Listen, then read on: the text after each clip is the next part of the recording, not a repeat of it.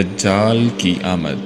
محترم سامعین، دجال کا نام سنتے ہی ہر طرف ایک سنسنی سی پھیل جاتی ہے اور ہر انسان ایسی گفتگو کو توجہ سے سننے کی کوشش کرتا ہے کیونکہ اس کا دجل و فریب کافر تو کافر، کمزور ایمان مسلمانوں کو بھی کفر پر مجبور کر دے گا۔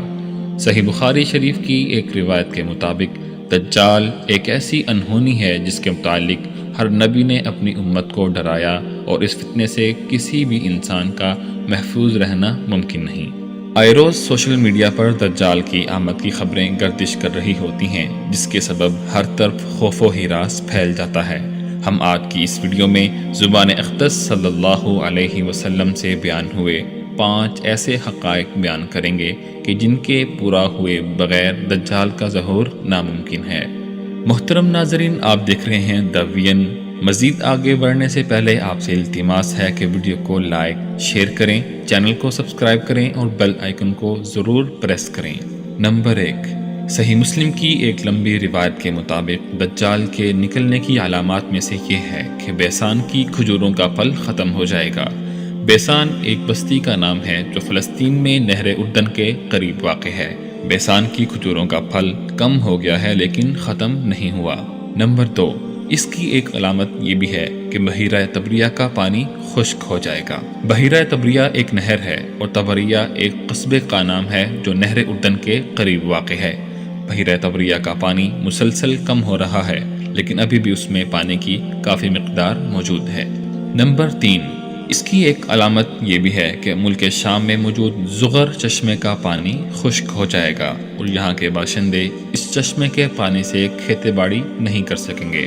زغر کا پانی بھی مسلسل کم ہو رہا ہے لیکن جس رفتار سے وہ کم ہو رہا ہے اسے خشک ہونے میں ابھی کئی دہائیاں درکار ہیں۔ نمبر 4، دجال کے نکلنے سے پہلے کے واقعات بیان کرتے ہوئے نبی اکرم صلی اللہ علیہ وسلم نے فرمایا، دجال کے خروج سے پہلے چند سال دھوکے اور فریب کے ہوں گے۔ سچے کو جھوٹا بنایا جائے گا اور جھوٹے کو سچا، خیانت کرنے والے کو امانت دار اور امانت دار کو خیانت کرنے والا قرار دیا جائے گا اور ان میں روبیزہ بات کریں گے۔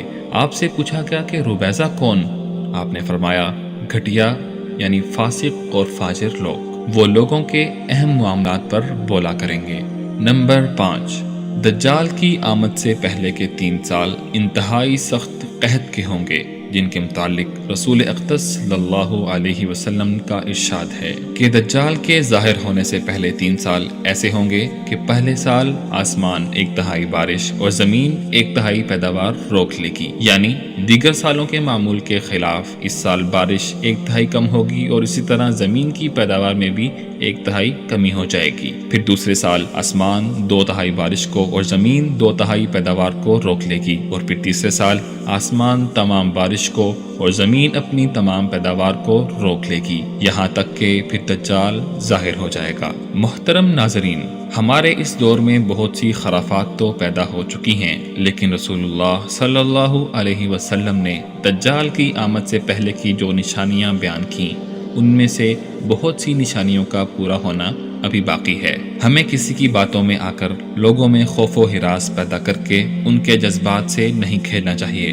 نبی اکرم صلی اللہ علیہ وسلم نے دجال کی آمد سے پہلے کے جو واقعات بیان کیے وہ 100% برحق ہیں اور ایسا ہو کر ہی رہے گا۔ ہم جب تک یہ نشانیاں پورا ہوتا نہیں دیکھ لیتے تب تک دجال کی آمد کی خبریں ہباء منصورہ قرار دی جائیں گی۔ طوالت کے پیش نظر ہم نے یہ 5 واقعات آپ کے سامنے رکھے ہیں۔ مزید واقعات اور نشانیوں کے متعلق جاننے کے لیے ہمارے ساتھ رہیے۔ مزید مفید معلومات کے ہمراہ آپ سے ملتے ہیں اگلی قسط میں۔ دجال کی آمد۔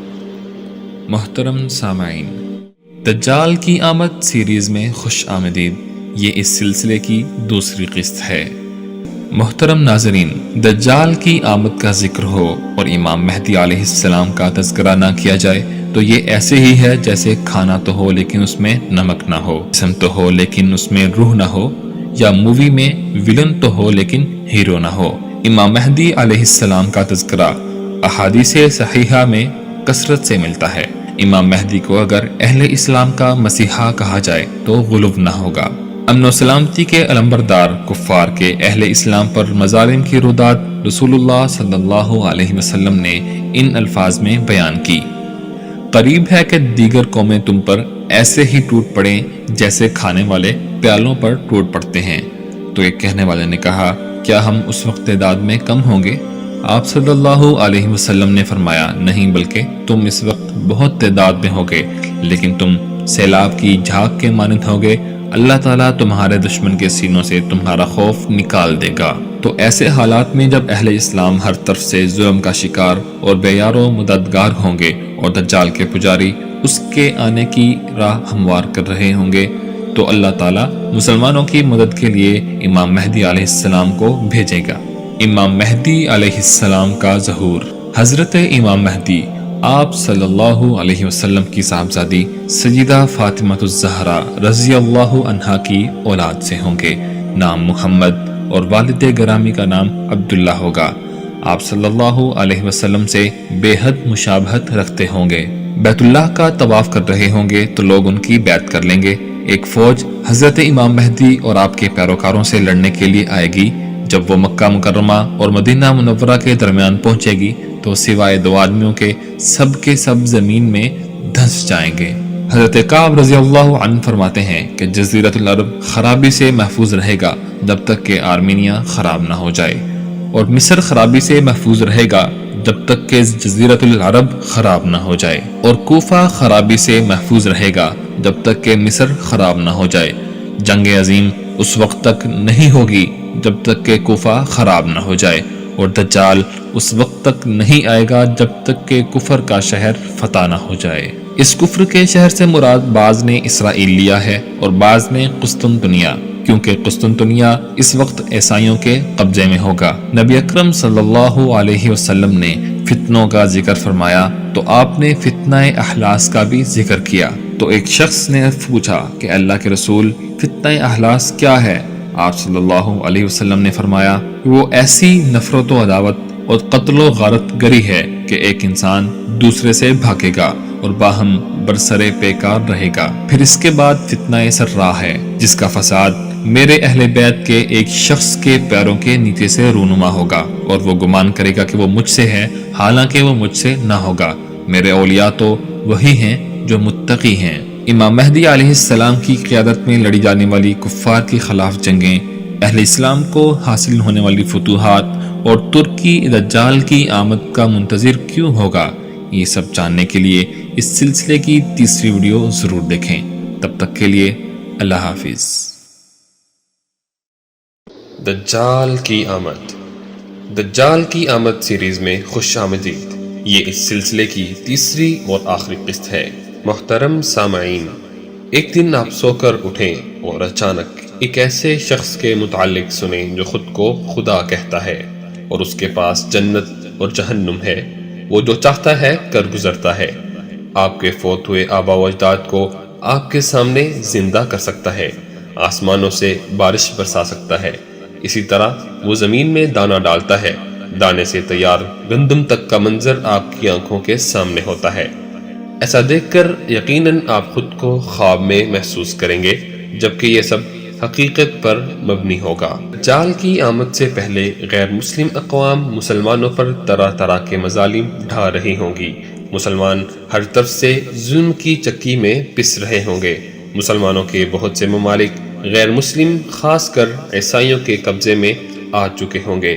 پھر امام مہدی علیہ السلام کا ظہور ہوگا اور مسلمان امام مہدی علیہ السلام کے ہاتھ پر بیعت کریں گے اور انہیں اپنا خلیفہ بنا لیں گے۔ امام مہدی علیہ السلام اہل اسلام کے لشکر کے ساتھ مل کر مسلمانوں کے مقبوضہ علاقے چھڑوانے کے لیے اہل کفار کے خلاف علم جہاد بلند کریں گے، جس میں مسلمان لشکر در لشکر شریک ہوں گے۔ بے حد جنگیں اور خون ریزیاں ہوں گی۔ ان حالات کی طرف اشارہ کرتے ہوئے رسول اللہ صلی اللہ علیہ وسلم نے فرمایا، پہلے تم جزیرۃ العرب کے کافروں سے جہاد کرو گے، اللہ تمہیں فتح سے ہمکنار کرے گا۔ پھر تم فارس کے جہاد کرو گے، اللہ تعالیٰ تمہیں اس میں بھی فتح دے گا۔ پھر تم نصارہ یعنی عیسائیوں سے جہاد کرو گے، اللہ تعالیٰ رومیوں کے خلاف بھی تمہیں فتح دے گا۔ پھر دجال آئے گا اور اس سے بھی تم لڑو گے، اللہ تعالیٰ اس کے خلاف بھی تمہیں فتح دے گا۔ اسی طرح موجودہ دور کا ترکی اس وقت عیسائیوں کے قبضے میں جا چکا ہوگا۔ مسلمان امام مہدی کی معیت میں قسطنطنیہ کے خلاف جہاد کریں گے۔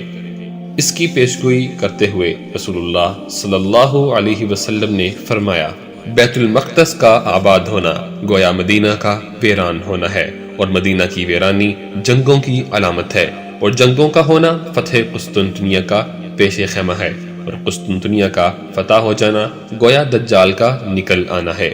اس حدیث سے 4 چیزیں معلوم ہوتی ہیں۔ نمبر 1 بیت المقدس کا آباد ہونا، نمبر 2 مدینہ منورہ کا ویران ہونا، نمبر 3 جنگوں کا دورہ ہونا، نمبر 4 قسطنطنیہ کا فتح ہونا۔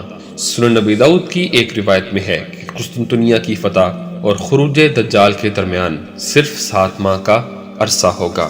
اسی طرح دجال کے ظہور سے پہلے رونما ہونے والے ایک کالے فتنے کا ذکر فرمایا کہ ایک کالا فتنہ ہوگا جو ہر کسی تک ضرور پہنچے گا۔ لوگ سوچیں گے کہ یہ فتنہ ختم ہو گیا، تو یہ فتنہ اور تیزی سے پھیلے گا۔ اس میں آدمی صبح کو مومن اور شام کو کافر ہوگا۔ لوگ 2 خیموں میں تقسیم ہو جائیں گے، ایک خیمہ ایمان کا جس میں نفاق نہیں، اور دوسرا خیمہ نفاق کا جس میں ایمان نہیں۔ تو جس دن یہ ہو جائے اس دن یا اس سے اگلے دن دجال کا ظہور ہوگا۔ دجال کا ظہور اہل اسلام کے لیے ایک بہت بڑا فتنہ ہے۔ یقیناً اس وقت ہر مومن اس سے بچنے کے لیے بھاگے گا، اور اس وقت اس سے بھاگنا ہی اس کے فتنے سے حفاظت کا ایک ذریعہ ہوگا۔ رسول اللہ صلی اللہ علیہ وسلم نے دجال کے ظاہر ہونے کے بعد مومنوں کی اس فتنے سے اپنے اہل عیال کو بچانے کی حالت بیان کرتے ہوئے فرمایا، دجال کے پاس نکل کر جانے والوں میں اکثریت خواتین کی ہوگی، اور نوبت یہاں تک جا پہنچے گی کہ ایک آدمی اپنے گھر میں اپنی ماں، بیٹی، بہن اور پھپھی کے پاس جا کر انہیں رسیوں سے باندھ دے گا، اس اندیشے سے کہ کہیں یہ دجال کے پاس نہ چلی جائیں۔ پھر اللہ تعالیٰ مسلمانوں کو دجال پر تسلط عطا فرمائے گا، اور وہ اسے اور اس کے ہم نواؤں کو قتل کر دیں گے۔ حتیٰ کہ اگر کوئی یہودی کسی درخت یا پتھر کے نیچے چھپا ہوگا تو وہ درخت اور پتھر مسلمانوں سے پکار کر کہے گا کہ یہ میرے نیچے یہودی چھپا ہوا ہے، آ کر اسے قتل کرو۔ محترم ناظرین، یقیناً روز اول تا قیامت سب سے بڑا فتنہ دجال ہے۔ اللہ تعالیٰ سے اس فتنے سے محفوظ رہنے کی دعا کرتے رہنا چاہیے۔ اس کے ساتھ ساتھ دجالی فتنے کے متعلق اپنے بچوں اور عورتوں کو اسلامی تعلیمات سے بھی آگاہ کرنا چاہیے، تاکہ جب اس فتنے کا ظہور ہو ہم اس فتنے سے محفوظ رہ سکیں۔ اس فتنے کی ابتدا سے انتہا تک درست معلومات لوگوں تک پہنچانے کے لیے ہماری یہ سیریز جو صحیح واقعات اور احادیث پر مبنی ہے، یقیناً ایک بہترین علم کا ذریعہ اور صدقہ جاریہ ہے۔ اگر آپ کو ہماری یہ سیریز اچھی لگے تو لائک کر کے ہماری حوصلہ افزائی ضرور فرمائیں۔